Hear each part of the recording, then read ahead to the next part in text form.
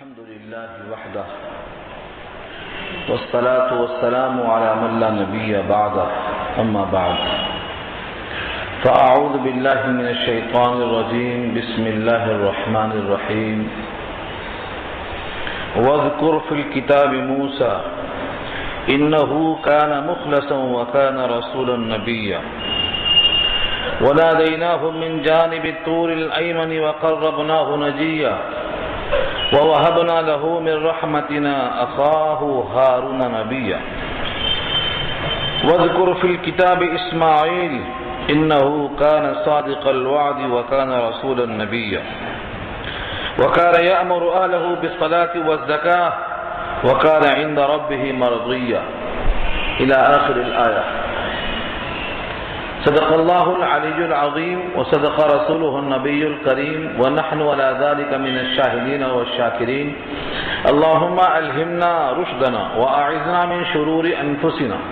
اللهم وفقنا لما تحب وترضى من القول والفعل والنية. رب اشرح لي صدري ويسر لي أمري واحلل عقدة من لساني يفقهوا قولي. آمين يا رب العالمين. محترم حضرات، معزز سامعین، محترم خواتین، میری ماں اور بہنوں، ملی بھائیوں، پیارے بچوں، آج کی گفتگو کا عنوان ہے 16واں پارہ سورہ مریم، آیت نمبر 51 سے لے کر 65 تک گویا سورت کا چوتھا رکوع ہے اور پارے کا 7واں رکوع ہے۔ اس سے پہلے مسلسل تذکرہ آپ سنتے آئے ہیں حضرت زکریا کا، اس کے بعد حضرت مریم کا، حضرت عیسیٰ ابن مریم کا، حضرت ابراہیم خلیل اللہ کا۔ اب یہاں سے مسلسل 5 انبیاء کرام کا تذکرہ اور پھر ان کی اولاد سے 2 قسم کا وجود، ایک خلف اور ایک ناخلف، دونوں کا انجام۔ اس رکوع کا عنوان بتایا گیا ہے کہ اللہ تعالیٰ کے پاس کس چیز کی اہمیت ہے۔ وذکر یہ امر ہے، تذکرہ کیجیے، فی الکتاب، کتاب میں، موسیٰ کا، نہیں موسیٰ علیہ السلام کا تذکرہ کیجیے کتاب میں۔ ظاہر بات یہ کتاب میں تبدیلی تو اللہ ہی کریں گے، اللہ نے جو بھیجا ہے کتاب میں اس تذکرے کو آپ پیش کیجیے، یہ ہے چرچا کرنا۔ اور لفظ اذکر صیغہ واحد ہے، جو بھی بندہ اللہ کا چرچا کرنے والا ان رکوعوں کو پیش کرے گا وہ بھی اس امر کا مخاطب ہوگا۔ اللہ نے رسول سے کہا، رسول نے پیش کر دیا، اب جو بھی اس آیت کو پیش کرتا رہے گا وہ اس کا مفعول بنے گا۔ وذکر، آپ تذکرہ کیجئے، اللہ کے نبی نے تذکرہ کر دیا۔ فی الکتاب، کتاب میں، موسیٰ کا تذکرہ کیجیے۔ انہ کان مخلص، بے شک وہ تھے مخلص، وکان رسول النبی، اور رسول بھی تھے، نبی بھی تھے۔ قرآن کریم کی اصطلاح میں یہاں 3 لفظ آپ کے سامنے آیا، ایک مخلص، ایک رسول، ایک نبی۔ مخلص اور مخلص دونوں استعمال ہے۔ مخلص کہتے ہیں، یہ اس میں فاعل ہے، جس میں اخلاص ہو اس کو مخلص کہتے ہیں۔ خلصہ، کسی چیز کا خالص ہونا، ملاوٹ کے بغیر جو چیز ہوتی ہے اسے خالص کہتے ہیں۔ دودھ خالص یعنی پانی نہیں ہے، شہد خالص یعنی اس میں کچھ ملاوٹ نہیں ہے۔ ایسے ہی اللہ کے لیے دین کو خالص کرنا کہ اس میں کچھ ملاوٹ نہیں ہے، مخلصین لہ الدین کہا اللہ نے۔ جب ملاوٹ آ جائے گی تو اسے کھوٹ کہا جاتا ہے، وہ اخلاص سے دور ہے۔ بندگی میں جب تک اخلاص ہے بندے کا عمل اللہ کے لیے ہے، جب غیروں کو خوش کرنے کا تصور آ گیا تو وہ اس اخلاص میں شرکت ہو گئی۔ تو مخلص کہتے ہیں خالص کر دینا۔ جو بندہ اخلاص سے یعنی اللہ کے لیے عمل پیش کرے گا وہ بندہ مخلص ہے۔ لیکن لفظ مخلص جو آتا ہے یہ اسی کا مفعول ہے، اسی کا آبجیکٹ ہے جن کو اللہ نے خالص کر لیا ہو اپنے لیے۔ یہ مخلص کتنا اونچا مقام ہے کہ سارے بندے اللہ کے لیے دین کو خالص کرتے ہیں، اور اللہ نے ان بندوں میں سے ایک بندے کو اپنے لیے چن لیا، اس کو مخلص بنا لیا۔ یہ مخلص ہے اللہ کا۔ تو حضرت موسیٰ کا پہلا وصف امتیازی کیا ہے؟ کہ وہ مخلص ہے۔ ایک بات پہلے میں عرض کر دوں کہ جب کبھی کسی نبی کے ساتھ کوئی صفت خصوصی کا تذکرہ آئے تو اس کا یہ مطلب نہیں کہ دوسروں کے ساتھ یہ خصوصیت نہیں ہے، دوسروں کی نفی کرنا مقصد نہیں ہے۔ اب حضرت موسیٰ مخلص ہیں تو اور کوئی مخلص نہیں ہے، یہ مطلب ہرگز نہیں۔ ہاں، آپ اللہ کے مخلص ہیں، اللہ نے آپ کو چن لیا۔ قرآن کریم میں یہ لفظ کئی طرح استعمال کیا گیا ہے۔ سورہ یوسف میں آپ سن چکے ہیں، بادشاہ نے خواب دیکھا، یوسف علیہ السلام نے تعویذ دیا، تو بادشاہ نے کیا کہا؟ ان کو بلا کر لاؤ، میں ان کو اپنے لیے خاص کر لیتا ہوں، استخلصہ لنفسی۔ اتنا بہترین خوابوں کی تعبیر تدبیر بتانے والا یہ میرے ساتھ ساتھ رہنے کا حقدار ہے، لاؤ میں اسے خاص کر لوں گا اپنے لیے۔ تو کیا لفظ ہے؟ استخلصہ، یہی وہ لفظ۔ تو خلصہ کے معنی خالص کر لینا، یہ مخلص ہیں، ان کو اللہ نے چن لیا۔ پہلا کون سا کام تھا؟ اللہ نے بات چیت کرنے کے لیے چن لیا۔ حضرت موسیٰ مدین سے آ رہے ہیں، کوہ طور پر پہنچتے ہیں، آگ کی تلاش میں جاتے ہیں، تفصیلی بات سورہ طٰہٰ میں انشاءاللہ آئے گی۔ اللہ تعالیٰ نے ان سے ہم کلامی کے لیے ان کو چن لیا۔ یہاں اشارہ اسی کی طرف کہ وہ اللہ کے مخلص بندے ہیں، ان کو اللہ نے چن لیا۔ وَكَانَ رَسُولًا نَبِيًّا، اور وہ رسول ہیں اور نبی ہیں۔ رسول اور نبی کی توصیف اور تعریف، رسول ایک لحاظ سے عام ہے اور ایک لحاظ سے خاص ہے، نبی بھی ایک لحاظ سے عام ہے اور ایک لحاظ سے خاص ہے۔ دو طریقے سے اس کو دیکھا جاتا ہے۔ جس کو نئی کتاب نئی شریعت ملی ہو اس کو رسول کہا جاتا ہے، اور جو قوم کی طرف بھیجے گئے ہوں پیغام دے کر، چاہے ان کو نیا پیغام ملا ہو یا کسی پہلے سے کتاب کو قبول کرتے اس کی اتباع کرتے ہوں، ان کو نبی کہا جاتا ہے۔ جیسے حضرت ہارون ہیں، وہ نبی ہیں، وہ حضرت موسیٰ کے ساتھ ہیں، لیکن کوئی نئی کتاب نہیں ملی۔ جو تورات حضرت موسیٰ پر نازل ہوئی اسی تورات کو پیش کر رہے ہیں، تو نئی کتاب نہیں ہے لیکن قوم کی طرف پیش ہو رہے ہیں۔ تو نبی کہتے ہیں اللہ کا پیغام بندوں تک پہنچانے والا۔ رسول جس کو نئی کتاب ملی ہو، نئی شریعت ملی ہو۔ اس لحاظ سے رسول کا لفظ خاص ہے، نبی کا لفظ عام ہے۔ لیکن اگر لغت کی طرف سے دیکھا جائے تو رسول کے معنی قاصد کے آتے ہیں، چاہے وہ رسول کسی کا بھیجا ہوا ہو اس کو رسول کہیں گے۔ سورہ یاسین میں آیا اذ جاء المرسلون، یہاں اللہ کے بھیجے ہوئے نہیں بلکہ رسول کے بھیجے ہوئے قاصد ہیں، یہ بھی رسول ہیں۔ جبریل امین خود رسول ہیں۔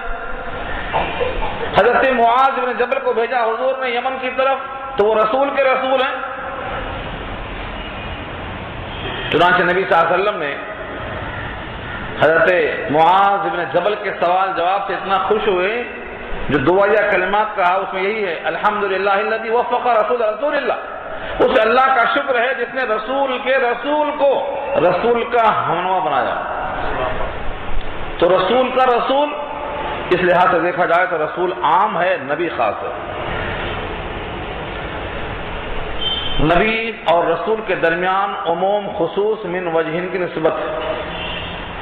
سمجھانے کے لیے میں کہتا ہوں کہ ہر کوا کالا ہے لیکن ہر کالی چیز کوا نہیں ہوتی۔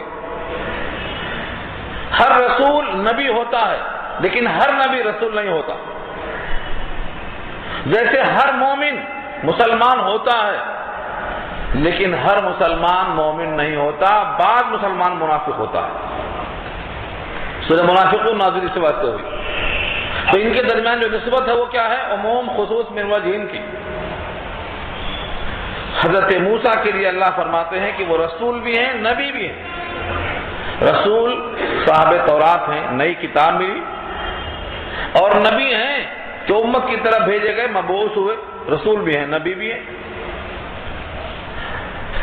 ونادینا، اور ہم نے ان کو پکارا، ندا کے معنی آواز لگانا، نادینا ہو، ہم نے ان کو پکارا، آواز دیا، من جانب الطور الایمن،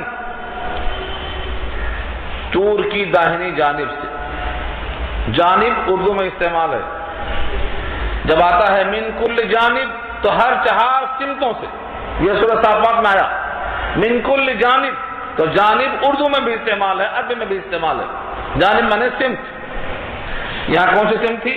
جانب طور الایمن، طور کی داہنی سمت۔ جب کوئی مدین سے آئے گا ملک شام کی طرف تو کوہ طور پہاڑ کی طرف سے متوجہ ہوگا، تو یہ کوہ طور پہاڑ آنے والے کے دائیں سمت میں ہوگا، اللہ نے مخاطب بنایا۔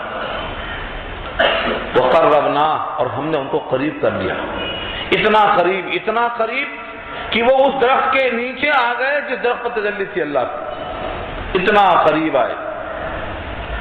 اور وحشت کو دور کرنے کے لیے اللہ نے کہا اننی انا اللہ، یہ لفظ آ رہا ہے سورۃ طٰہٰ میں، اننی انا اللہ لا الہ الا انا، میں ہی وہ اللہ ہوں، میرے سوا کوئی معبود نہیں، انس پیدا کرنے کے لیے قریب کیا۔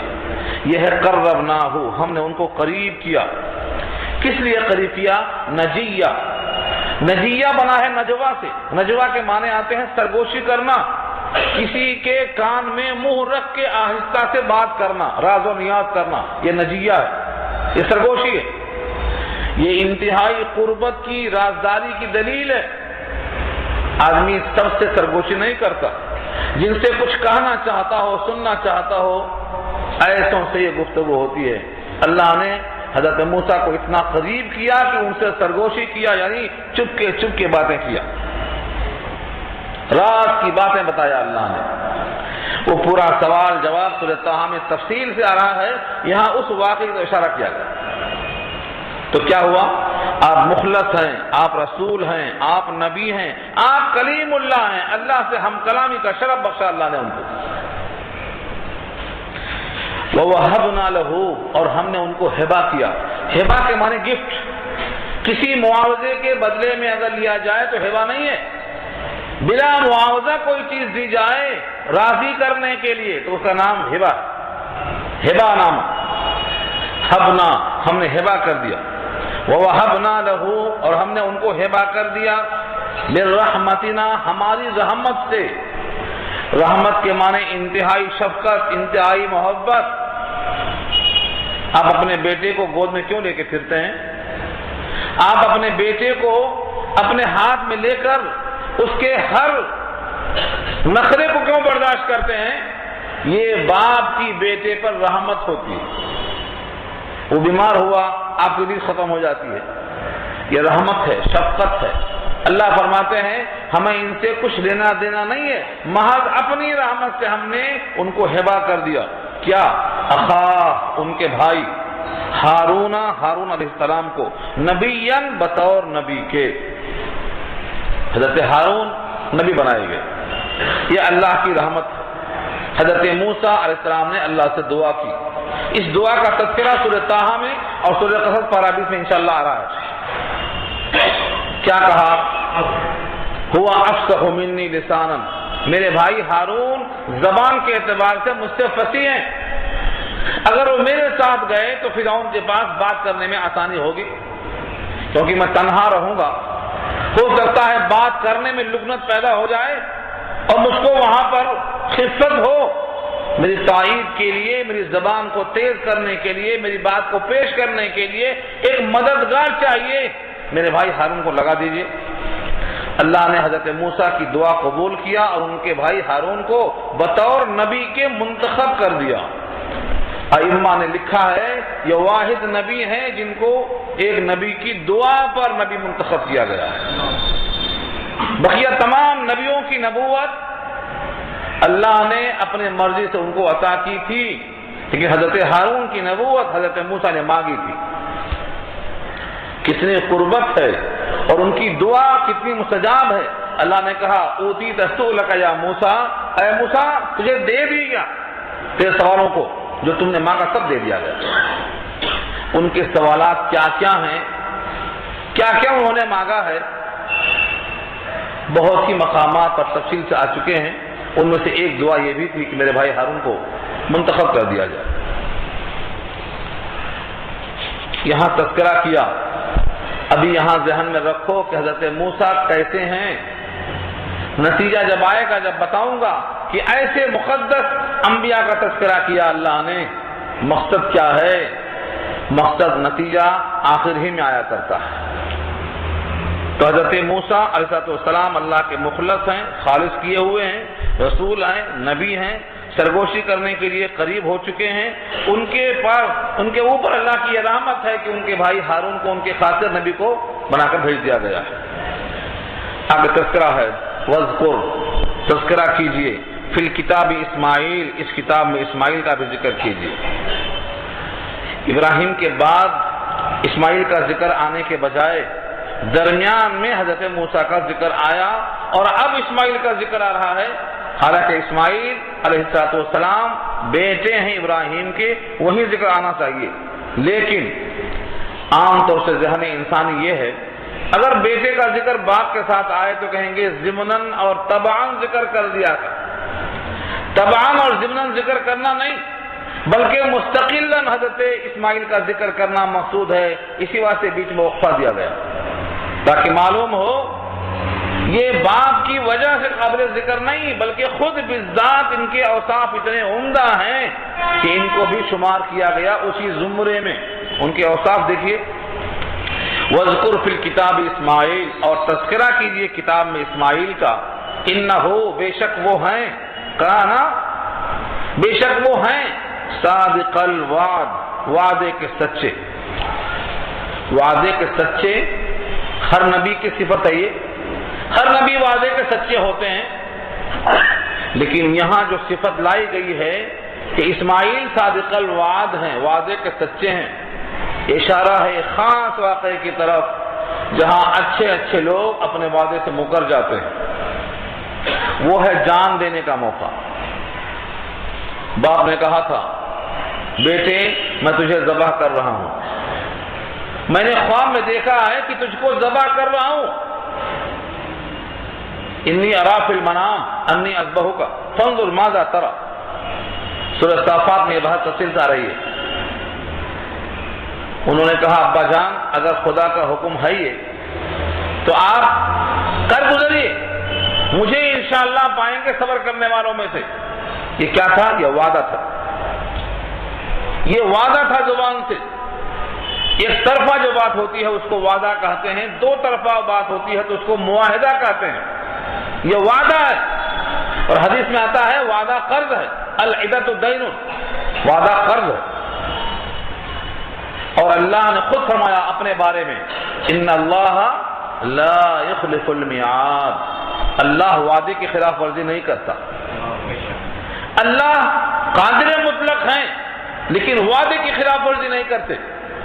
اور اپنے حبیب کے بارے میں قرآن کریم کا بیان ہے کہ آپ تو صادق الامین ہیں، اور وعدے کی خلاف ورزی کرنا یہ صدق نہیں ہے، کذب ہے۔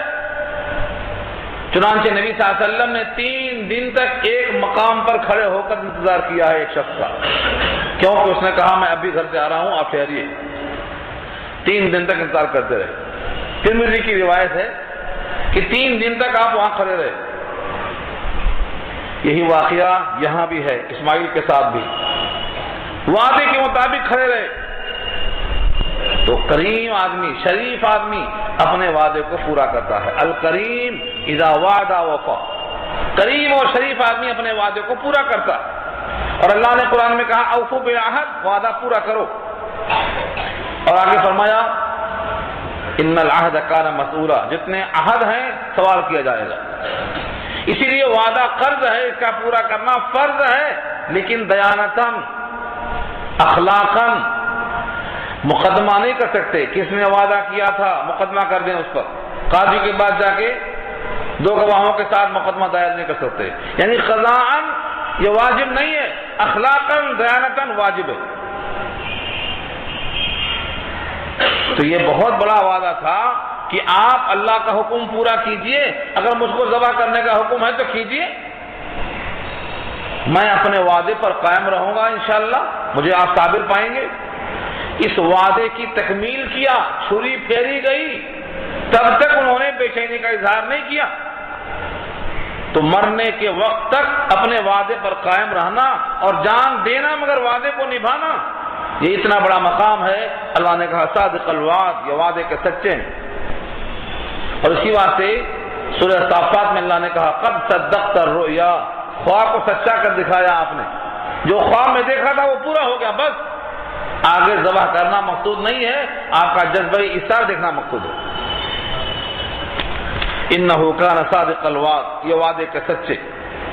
وکان رسولا نبیا، اور تھے رسول اور نبی، رسول بھی تھے نبی بھی تھے۔ حضرت اسماعیل رسول بھی ہیں اور نبی بھی ہیں، یعنی اللہ کی شریعت کو بندوں تک پہنچانے والے ہیں۔ رسول اور نبی، ان میں سے ایک خاص وصف امتیازی کیا بتایا؟ وَكَانَ يَأْمُرُ أَهْلَهُ بِالصَّلَاةِ، اور وہ حکم کرتے تھے اپنے اہل کو نماز کا۔ اپنے آپ کو نماز پڑھنے کے واسطے لگانا یہ آسان ہے، لیکن اپنے گھر والوں کو نماز کے لیے بولتے رہنا لوگوں کے لیے بہت ہی تشویش کا باعث ہے۔ اکثر لوگ آ کے بولتے ہیں مولوی صاحب میرا بیٹا نہیں سنتا، ذرا آپ بولو۔ آپ کا بیٹا آپ سے نہیں سنتا ہے، آپ بولو، یعنی کہ تال میل نہیں ہے۔ بچپن سے اگر بولنے کی عادت ڈالے ہوتے تو بڑھاپے تک بول سکتے تھے۔ علامہ سعدی نے اسی کو کہا ہے اگر بچپن میں کسی درخت کو اکھاڑ لیا تو کہیں لگتا بھی ہے، اکھڑتا بھی سکون سے، لیکن بڑا ہونے کے بعد میں اکھاڑیں گے تو اکھڑے گا نہیں، اکھڑے گا تو لگے گا نہیں۔ اولاد کی تربیت بچپن سے کرنا ہے۔ تو اپنے بچوں کی تربیت اگر ہم نہیں کر سکیں گے تو ہم دوسروں کی کیا کریں گے؟ تو پہلا حکم کیا تھا؟ گھر والوں کی تربیت، اور یہ حکم قرآن میں سورہ شورى میں آپ سن چکے ہیں۔ نبی صلی اللہ علیہ وسلم کو بھی اللہ کا حکم ہے اپنے اقربین کو، اعزاء و اقارب کو پہلے آپ ڈرائیے۔ سورہ شورى میں یہ بحث تفصیل سے آ چکی ہے۔ نبی صلی اللہ علیہ وسلم نے اپنے آپ کو، اپنے گھر والیوں کو جگایا، تیار کیا، اور اپنے گھر سے شروع کیا توحید کو، اس کے بعد خاندان میں، اس کے بعد اپنے شہر میں، اس کے بعد اپنے ملک میں، اس کے بعد سارے عالم میں پھیلا دیا۔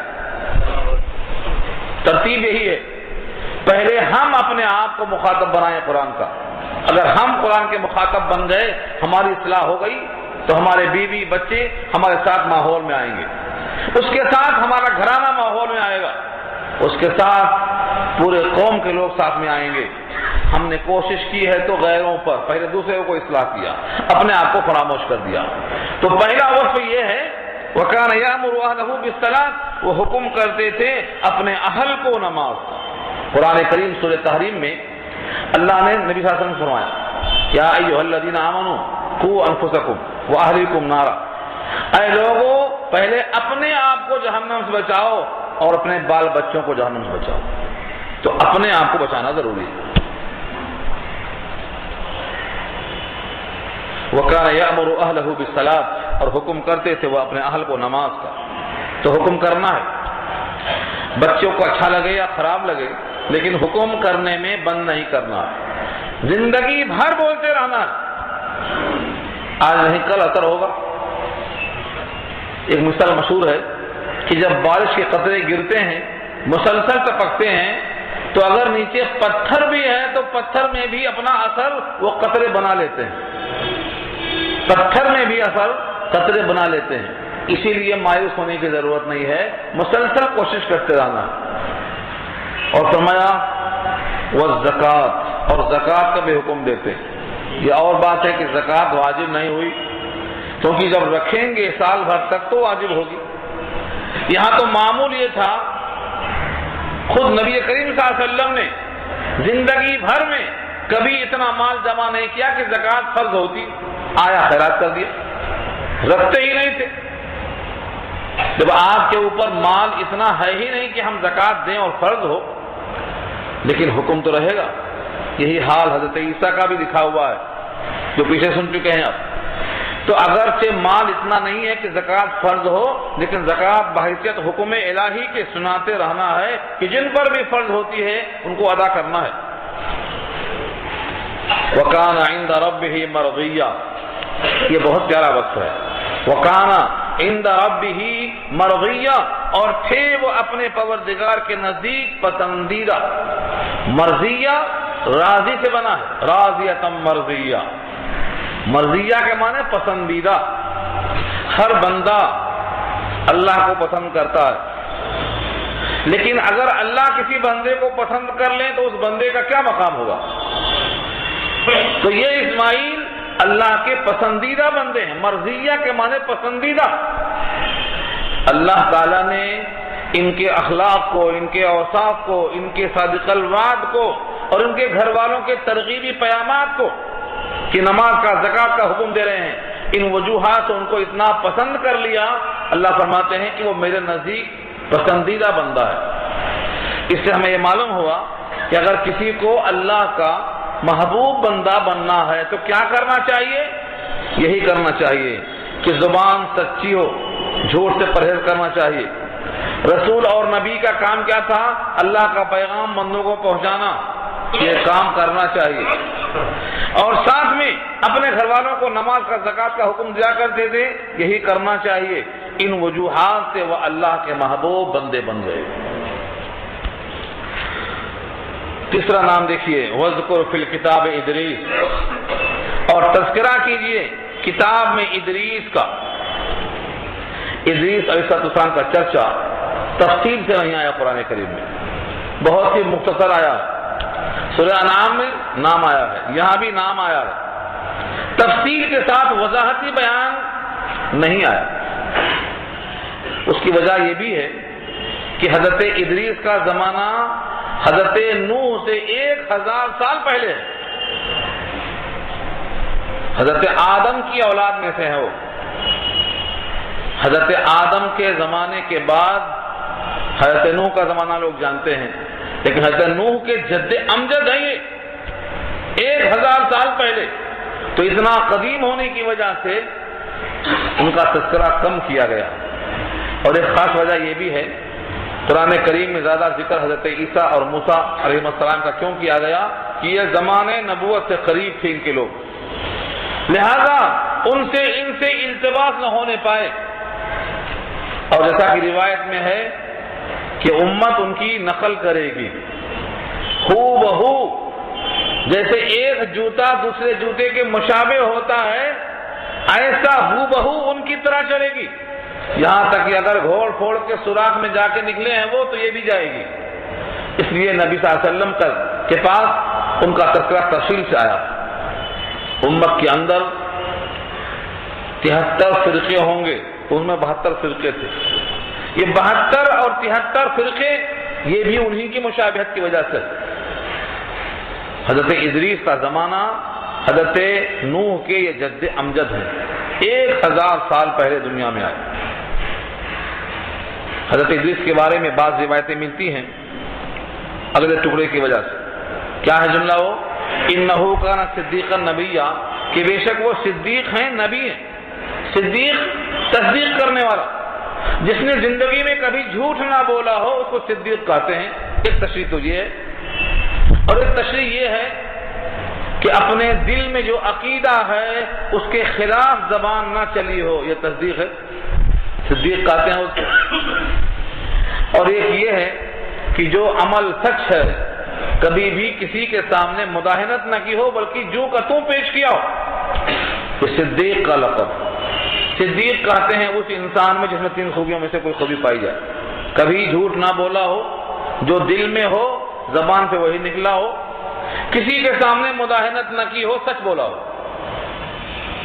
تو صدیق ہیں، نبی ہیں.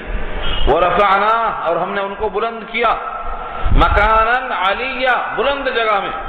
یہ جو بلند جگہ ہے یہ مکان مرتبے کے لحاظ سے ہے یا کوئی جگہ کے لحاظ سے ہے؟ جنہوں نے کہا کہ مکان کے معنی مکان ہی ہے، انہوں نے کہا کہ آسمان پہ اٹھا لیے گئے، یہ ہے بلند مقام. لیکن شارح لکھتے ہیں کہ تمام روایتیں آسمان پر اٹھانے کی اسرائیلی روایتیں ہیں، قابل اعتبار نہیں ہیں، قابل اعتبار نہیں ہیں۔ البتہ بلند مکان سے یہاں پر مرتبہ لیا جائے کہ اللہ نے ان کو خوب نوازا، کیونکہ وہ نبی ہیں، صدیق ہیں، اور ہر نبی ہر صدیق کو اللہ نوازتے ہیں، کیونکہ نبی اور صدیق یہ تو اللہ تعالیٰ نے انبیاء کرام کا سب سے اونچا طبقہ بنایا ہے، سب سے اونچا طبقہ، یہاں تک کہ تمام فرشتوں سے بھی افضل گروہ ہوتا ہے، انبیاء کا گروہ، رسولوں کا گروہ فرشتوں سے بھی افضل ہوتا ہے، تو ان کے مکان اور مرتبے کا کیا پوچھنا۔ یہ حضرت ادریس بلند مقام، عزت دیا اللہ نے۔ حضرت ادریس نے کیا کیا ایجاد کیا ہے اکثر لوگ جانتے بھی نہیں۔ حضرت ادریس علیہ السلام کو اٹھا لیا گیا آسمان پر یا مقام بلند دیا گیا، اس سے کوئی زیادہ بحث نہیں کرنا ہے، اتنی بات طے ہے۔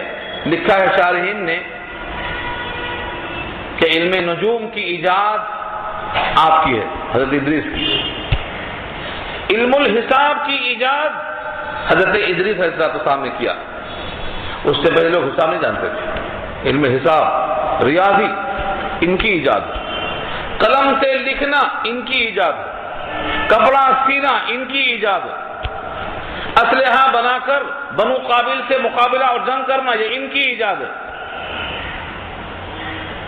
تو کپڑا تیار کرنا، اسلحہ تیار کرنا، قلم سے تیاری کرنا، یہ حضرت ادریس کی ایجاد ہے، اس لیے اللہ نے ان کو بڑا اونچا مقام دیا۔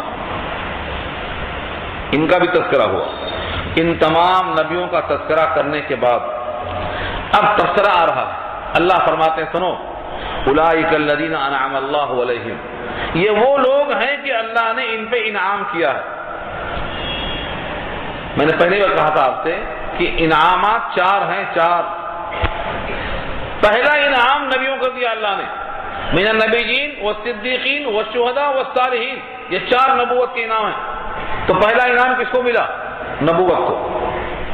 یہاں فرمایا اولئک الذین، یہ وہی لوگ ہیں، انعم اللہ، انعام کیا اللہ نے، علیہم، ان پر، من النبیین، نبیوں میں سے، نبیوں میں سے اللہ نے ان پہ انعام کیا، من ذریت آدم، آدم کی ذریت میں سے، آدم کی نسل میں سے۔ حضرت ادریس کا نام لیا جا سکتا ہے، وہ ہیں آدم کی نسل میں سے، وہ تو سب ہیں لیکن جن کا تذکرہ ہوا ہے ان میں قریب ترین حضرت ادریس ہیں حضرت آدم سے، یہ وہاں مراد ہے۔ وَمِمَّنْ حَمَلْنَا مَعَ نُوحٍ، اور جن جن کو ہم نے سوار کیا تھا نوح کے ساتھ، ان کی اولاد میں سے، حضرت نوح کے ساتھ ہم نے کشتی میں سوار کیا تھا، کون کون لوگ تھے، ان کی نسل میں کون کون لوگ تھے۔ وَمِن ذُرِّيَّةِ ابراہیم، اور ابراہیم کی ذریت میں سے، وہ اسرائیل، اسرائیل کی ذریت میں سے۔ نوح کے ساتھ کشتی میں کون لوگ تھے؟ حضرت نوح کی اولاد میں سے حضرت ابراہیم ہیں۔ ابراہیم کی اولاد میں سے یعقوب علیہ السلام ہیں، اسحاق علیہ السلام ہیں۔ حضرت ابراہیم کے بیٹے اسحاق اور ان کے بیٹے یعقوب، اور دوسرے بیٹے ابراہیم کے کون ہیں؟ اسماعیل، ان کی اولاد میں سید الانبیاء محمد مصطفیٰ صلی اللہ علیہ وسلم، الف الف مرۃ بعدد کل ذرۃ۔ اسرائیل حضرت یعقوب کا لقب ہے، حضرت یعقوب کا لقب کیا تھا؟ اسرائیل، اور بنی مانے بیٹے، تو بنی اسرائیل کون ہیں؟ یعقوب کے بیٹے ہیں، ان کی خاندان ہے یہ۔ وَمِمَّنْ هَدَيْنَا وَاجْتَبَيْنَا، اور ان لوگوں میں سے جن کو ہم نے ہدایت دی تھی، وَاجْتَبَيْنَا، اور ہم نے ان کو چن لیا تھا۔ ہدینا، ہدایت دی تو مہتدا، پیشوا بن گئے، اور وَاجْتَبَيْنَا، ہم نے ان کو چن لیا تو مجتبی بن گئے، مجتبی ہیں، ہدایت یافتہ ہیں ان تمام لوگوں کی۔ یہ لوگ سب کے سب کیا ہیں؟ انعام یافتہ ہیں، اللہ نے ان سے راضی ہونے کا اعلان کیا، خوش ہے رب کریم ان سے۔ ان کا حال کیا ہے؟ اذا تتلی علیہم آیات الرحمن، جب پڑھی جاتی ہیں ان پر رحمان کی آیتیں. کون ہے یہ؟ جن سے اللہ راضی ہے.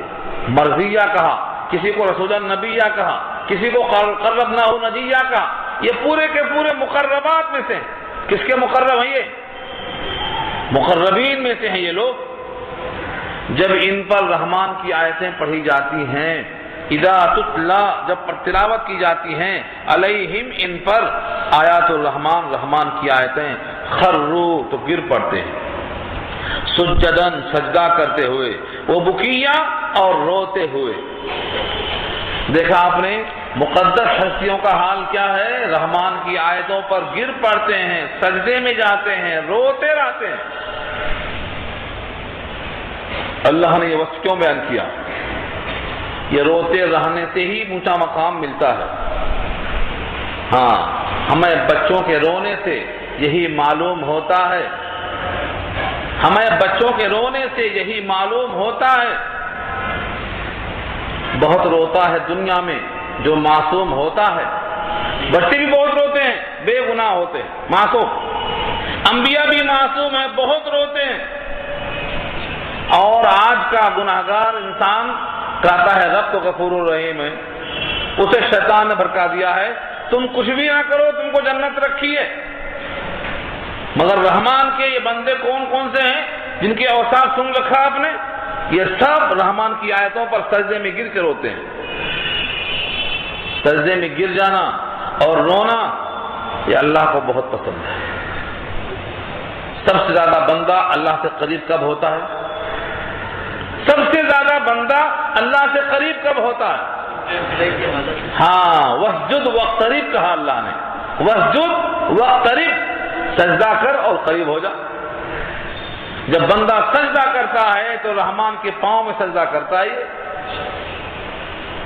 لیکن سجدہ سے گریز کرنے والا وہ سمجھتا ہے کہ میں بہت مزے میں ہوں. تو سجدہ کرنا قریب ہونا. آپ کو یہ واقعہ سنا دوں میں، آپ کے ذہن میں ہوگا پہلے سے. ایک صحابی نے کہا میں جنت میں آپ کے ساتھ رہنا چاہتا ہوں. حضرت انس رضی اللہ عنہ. نبی خوش ہو کر پوچھتے ہیں مانگو، کیا مانگتے ہو؟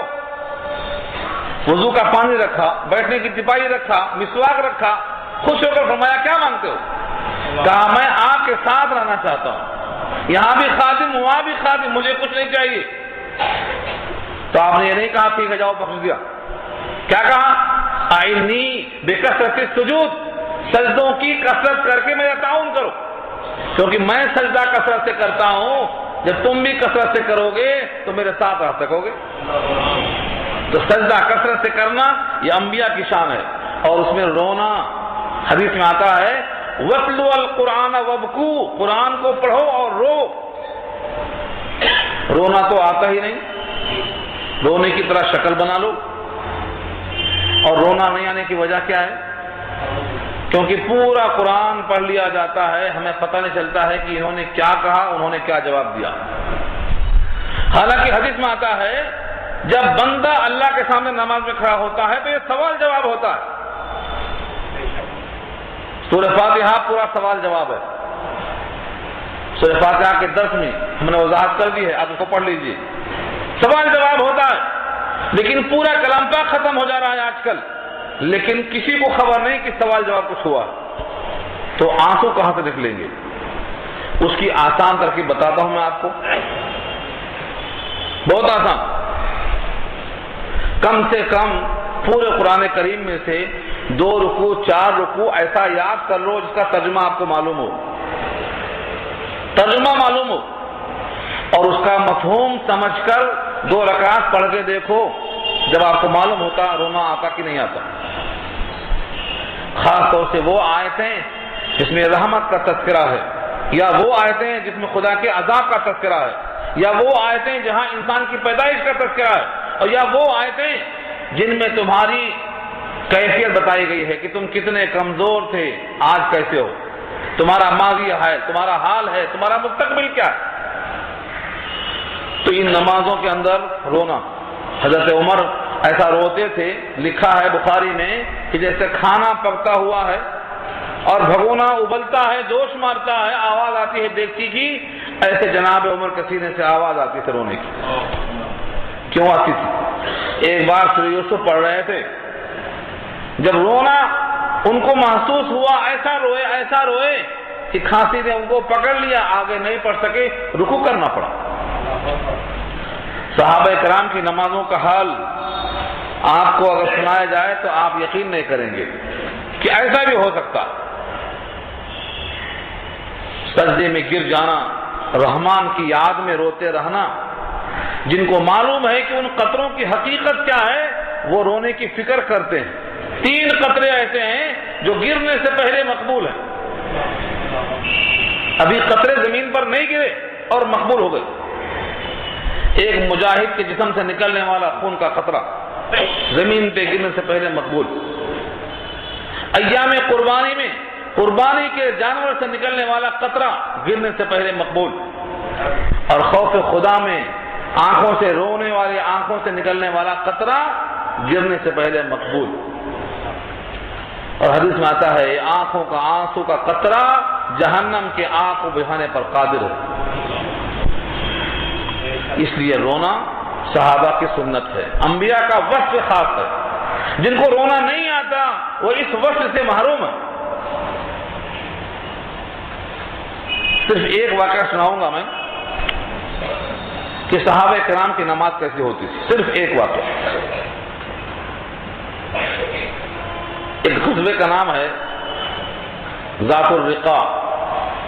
غزوہ ذات الرقاع.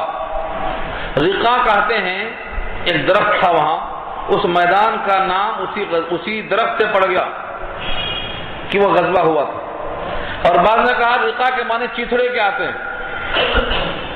صحابہ کرام نے پیروں میں چیتھڑے باندھ دیے تھے گرمی کی شدت سے بچنے کے لیے. بعض نے کہا شعاعوں کو روکنے کے لیے چیتھڑے کا استعمال کیا گیا. اس غزوے سے لوٹ کے آ رہے تھے. غزوہ کہتے ہیں جس میں حضور خود موجود ہوں. جنگ میں اللہ کے نبی موجود ہوں تو غزوہ ہے. ایسے غزوے میں سے ایک غزوے کا نام غزوہ ذات الرقاع ہے. لوٹ کے آ رہے تھے، تھکے ہوئے چور تھے. ایک منزل پہ پڑاؤ ڈال دیا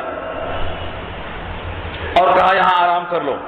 خیال ہوا اگر سب تھکے ہوئے سو جائیں گے دشمن پیچھے سے حملہ کر دے غفلت پا کر، لہذا 2 آدمیوں کو طے کر دیا جگنے کے لیے.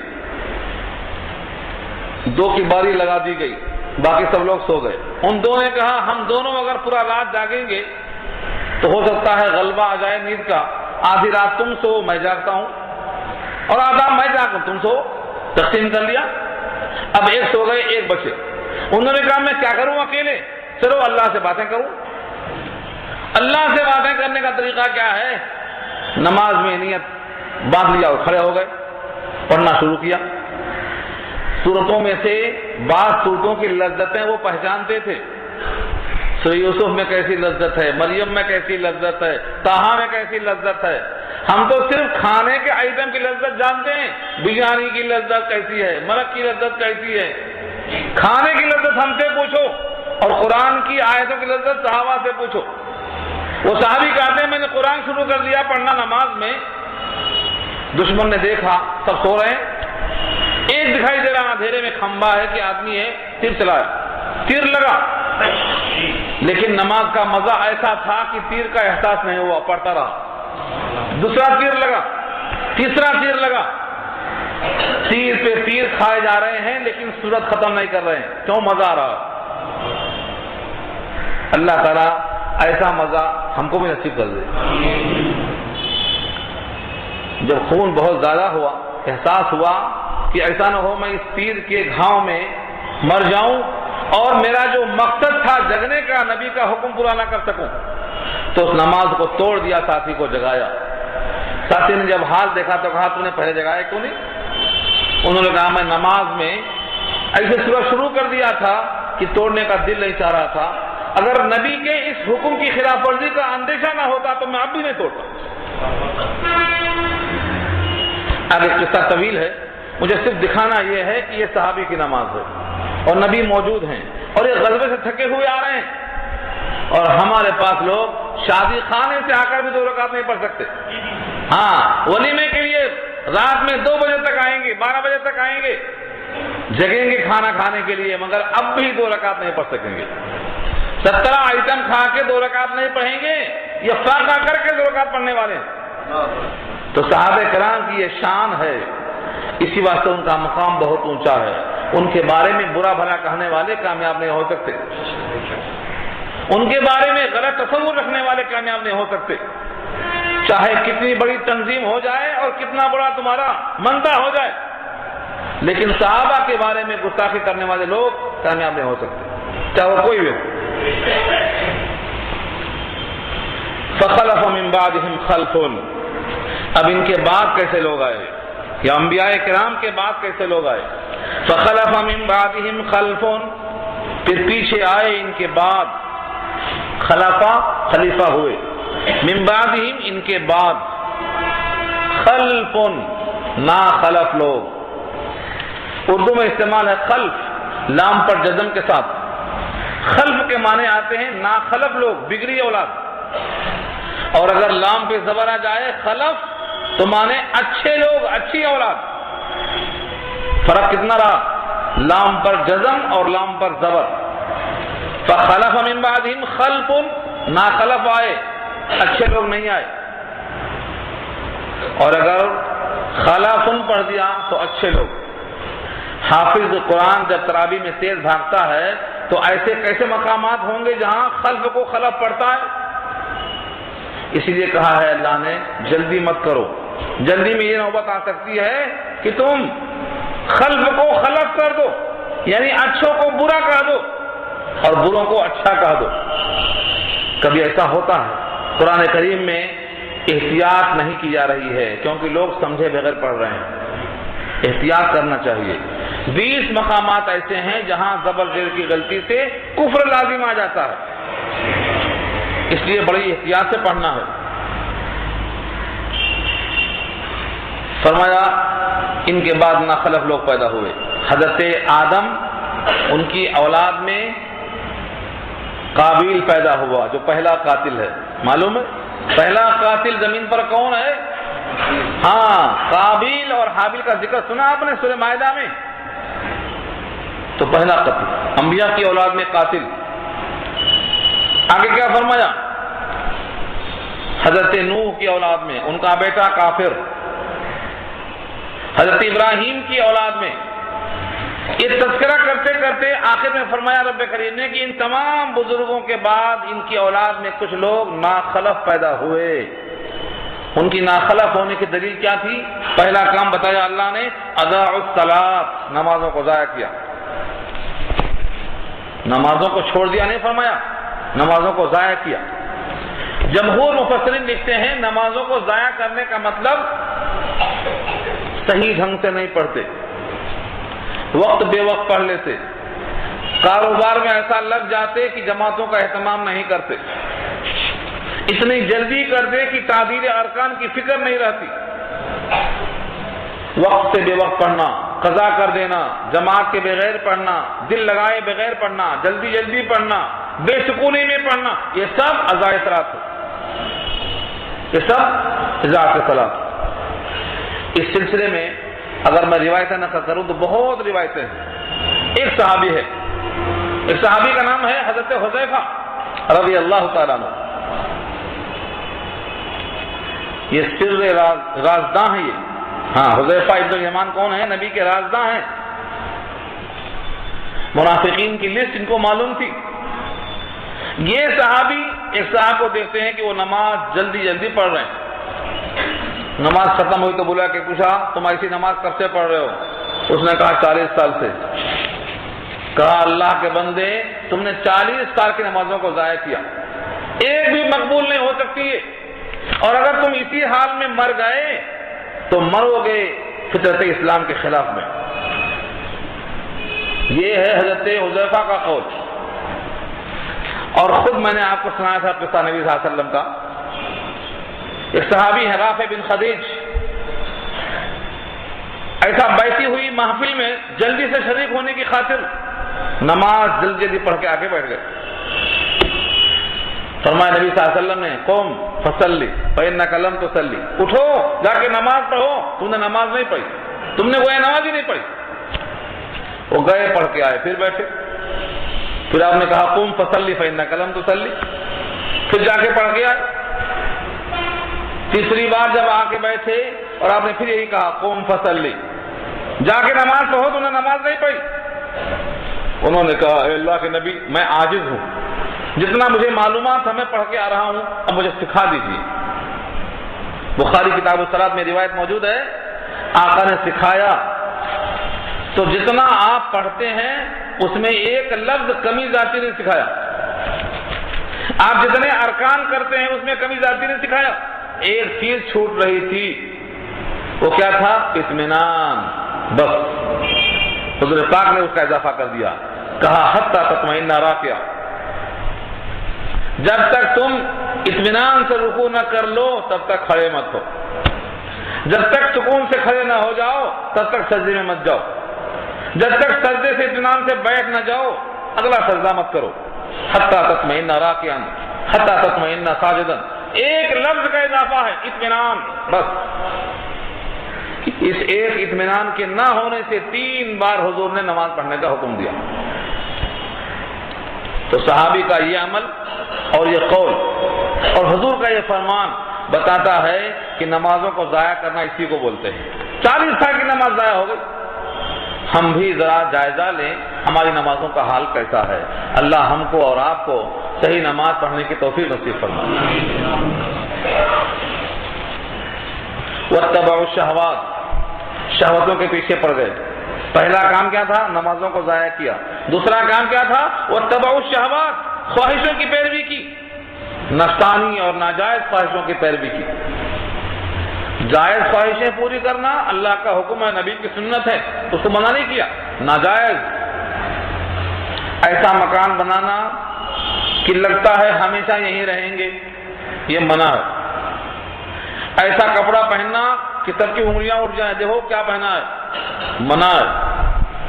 ایسی سواریاں استعمال کرنا کہ سب سے اپنے آپ کو بڑا اونچا سمجھے, دوسروں کو کمتر سمجھے, یہ ہے خواہشات کی تکمیل کرنا. دنیا میں کسی کی خواہش کی تکمیل نہیں ہوئی ہے, نہ ہو سکتی ہے. کتنا بھی تکمیل ہو جائے تو باقی رہے گی.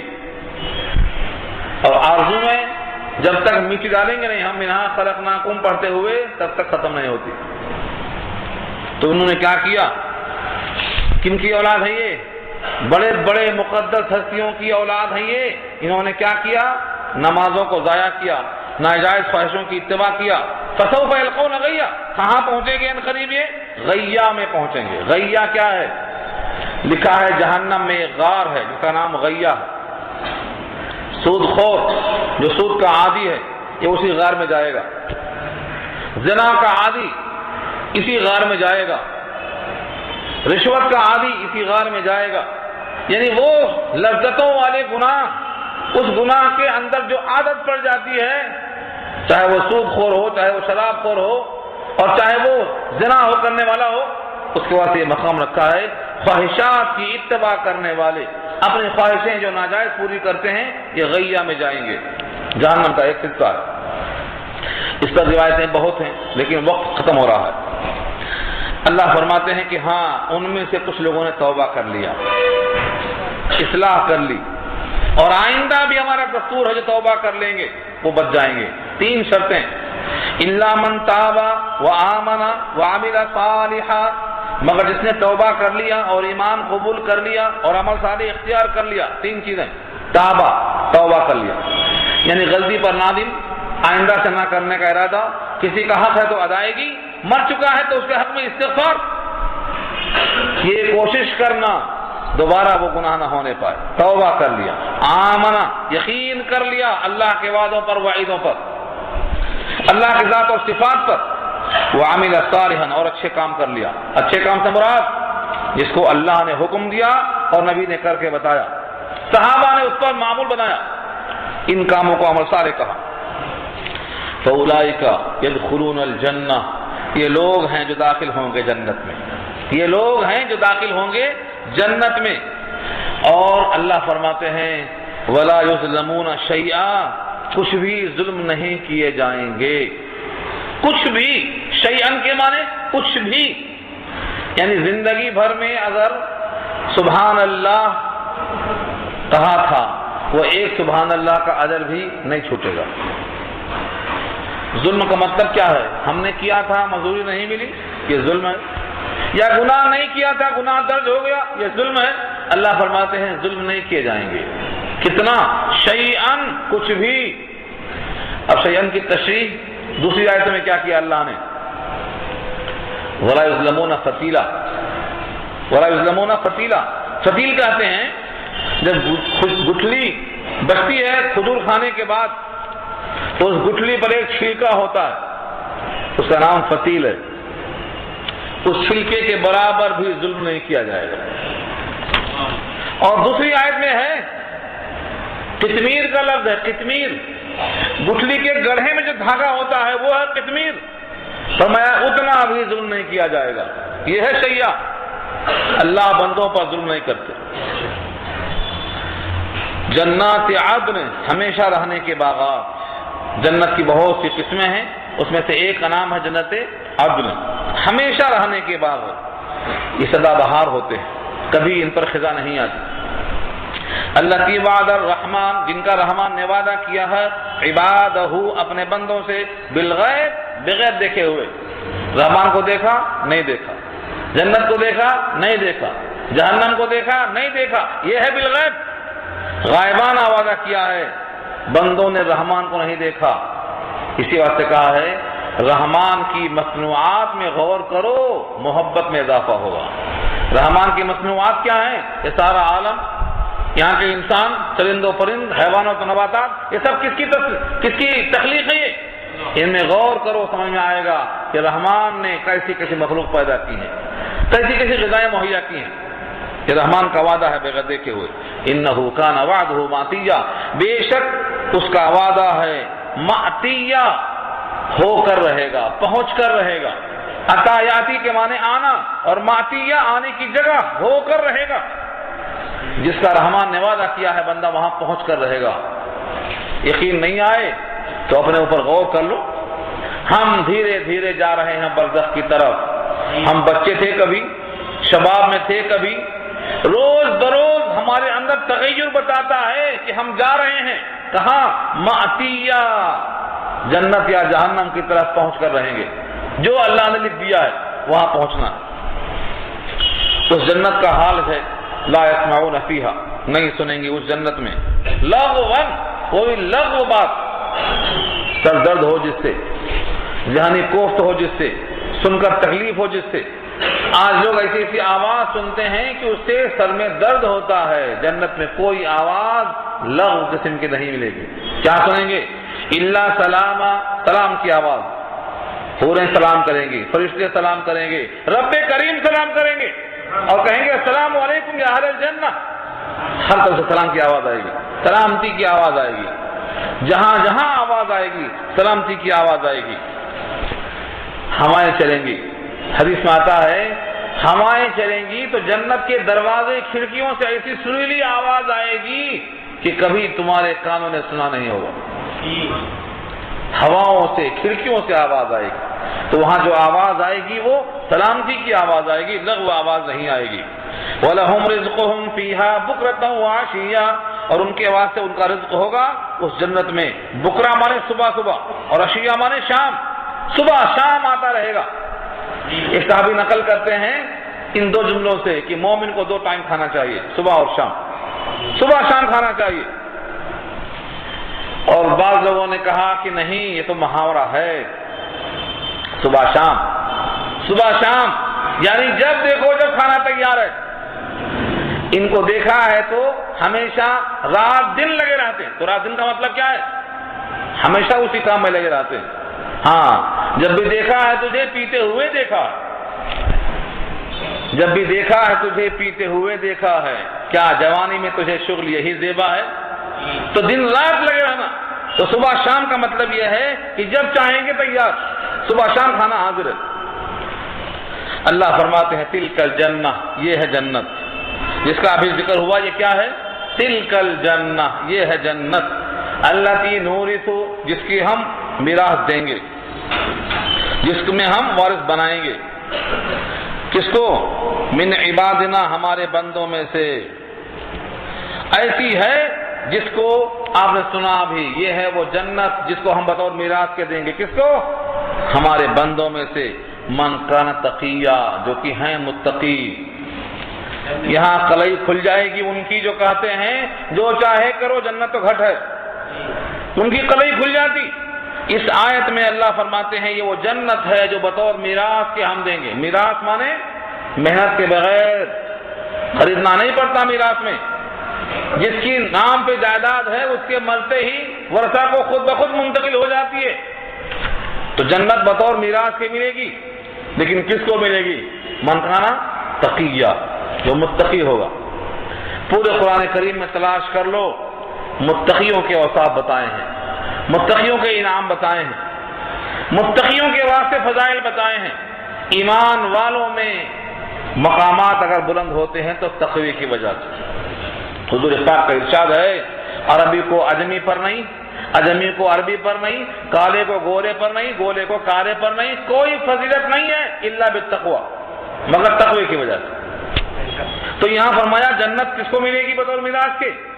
متقیوں کو ملے گی، اور متقی وہ ہے جو اللہ کا حکم ٹوٹنے سے بچاتا رہے اپنے آپ کو، یہ متقی ہے۔ جنت سب کو نہیں ملے گی، کس کو ملے گی؟ من کان تقیہ، من کان تقیہ۔ اس سے معلوم ہوا کہ شیطان کا یہ فریب ہے کہ جو چاہے کرو۔ یہودیوں کا، عیسائیوں کا عقیدہ یہ ہے کہ ہمارے گناہوں کے بدلے میں ان کو پھانسی دے دی گئی، اب ہم کو جنت ملے گی۔ یہ عقیدہ اگر ہمارا بھی ہے کہ نبی صلی اللہ علیہ وسلم کے طفیل میں اگلے پچھلے سارے گناہ امت کے معاف ہو گئے، ہم کو کچھ کرنے کی ضرورت نہیں ہے، تو یہ عقیدہ بھی ان کے مشابہ ہے۔ حضور پاک نے انس سے کیوں کہا سجدہ زیادہ کر کے تعاون کرو؟ کیوں کہا؟ اس لیے کہ عبادت، اللہ تعالیٰ کی بندگی، یہ حضور پاک نے خود کی، صحابہ نے کی ہے، اس میں کوئی امتیاز نہیں ہے۔ متقی بندے کے واسطے یہ مقامات بلند ہے۔ اس کے بعد کی 2 آیتوں میں خاص پس منظر ہے۔ نبی صلی اللہ علیہ وسلم خواہش کرتے تھے، جبریل تم ناغے ناغے سے کیوں آتے ہو؟ ہاں، جب چاہت بڑھ جاتی ہے تو ناغا برداشت نہیں ہوتا، اور ناغے سے محبت اور بڑھتی ہے۔ اگر محبوب سے ملاقات روز نہ ہو تو محبت بڑھ جاتی ہے۔ حضور پاک نے فرمایا زرنی غباً تزدد حباً، مجھ سے ملاقات ناغے ناغے سے کیا کرو، محبت بڑھ جائے گی۔ جس کا محبوب روز نہ ملتا ہو اس کی آنکھ بڑھ جاتی ہے۔ ہاں، دیدار میں نمائی پرہیز میں کنی، بازار خش آتش ماں تیز میں کنی، دکھاتے ہیں ملاقات نہیں کرتے ہیں تو آنکھ بڑھ جاتی ہے۔ تو جبریل امین ایک بار 17 دن نہیں آئے، بعض روایتوں میں 40 دن نہیں آئے۔ اس کی وجہ لکھا ہے کہ یہودیوں کے سوالات کا جواب تھا، میں کل دوں گا جواب، فرمایا آپ نے کل جواب دوں گا۔ روح کے متعلق سوال تھا، ذوالقرنین سے متعلق سوال تھا، لیکن انشاءاللہ آپ نے کہنا بھول گئے۔ اس وجہ سے کیا ہوا؟ اللہ نے فرشتے کو روک لیا۔ فرشتہ جب آیا تو آپ نے کہا تم ناغا کیوں کرتے ہو، ہم تمہارا انتظار کرتے ہیں۔ اللہ کی طرف سے جبریل امین نے یہ آیتیں پیش کی کہ یہ آپ کے سوال کا جواب میں نہیں، رب کریم سے سن لو۔ کیا جواب ہے؟ وَمَا نَتَنَزَّلُ إِلَّا بِأَمْرِ رَبِّكَ، اور ہم نازل نہیں ہو سکتے مگر آپ کے رب کے حکم سے۔ ہم تو حکم کے بندے ہیں، حکم ہوتا ہے جاؤ تو چلے آتے ہیں، حکم ہوتا ہے رک جاؤ تو ہم رک جاتے ہیں۔ لَهُ مَا بَيْنَ أَيْدِينَا وَمَا خَلْفَنَا وَمَا بَيْنَ ذَلِكَ، اسی کے لیے ہے جو ہمارے ہاتھوں کے درمیان ہے۔ ان سامنے کس چیز ہے؟ وَمَا خَلْفَنَا، پیچھے کی چیزیں، وَمَا بَيْنَ ذَلِكَ، اور خود میں، سب اللہ کی ملکیت میں ہیں، آگے پیچھے سب اللہ کی ملکیت ہیں، یا یوں کہا جائے ماضی حال مستقبل سب اللہ کی ملکیت ہے۔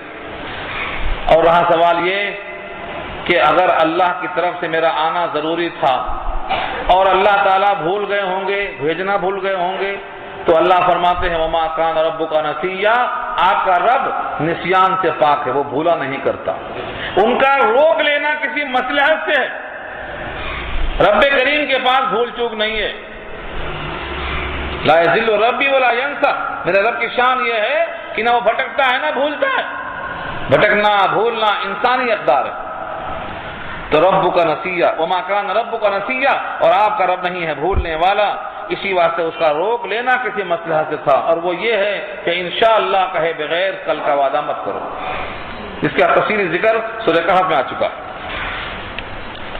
رب السماوات والارض، وہ رب ہے آسمانوں کا اور زمین کا، وما بینہما، اور جو ان کے درمیان میں ہے.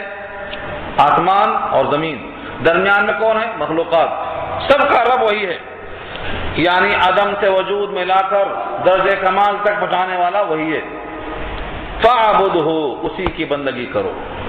فاعبدہ، اسی کی بندگی کرو.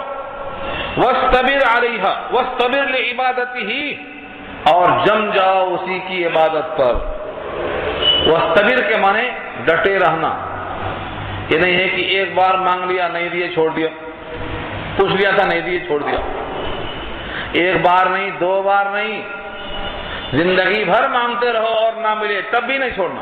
یہ ہے واصطبر کا ترجمہ. واصطبر کے معنی کیا ہے؟ ڈٹے رہو،